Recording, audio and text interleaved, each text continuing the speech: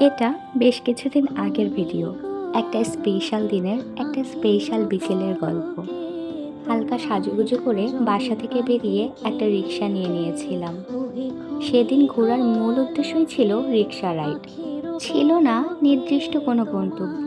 পরন্ত বিকেলে সূর্য যখন অস্ত যাচ্ছে, তখন গ্রামের এই সুন্দর ফাঁকা রাস্তা, দুপাশে সবুজ, এর মাঝে একটা রিক্সা নিয়ে ঘুরে বেড়ানোর আনন্দ অনেক বেশি, যেটা কোনো পার্ক কিংবা সুন্দর জায়গায় যেয়েও পাওয়া যায় না।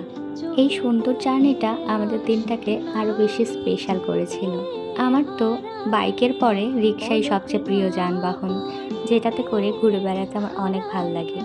রিক্সা ট্যুর শেষে ক্যাম্পাসে এসে কিছুটা সময় কাটিয়েছিলাম। ক্যাম্পাসের সময়গুলো অনেক ভালো কেটেছে। এরপরে ক্যাম্পাস থেকে বেরিয়ে পার্কের মোড়ে কিছুটা খাওয়া দাওয়া করেছিলাম, আর একটা জুস বার ছিল, সেখান থেকে লাচ্ছি আর কোল্ড কফি নিয়ে খেতে খেতে বাসায় ফিরেছিলাম। খুব সুন্দর একটা সময় কেটেছে।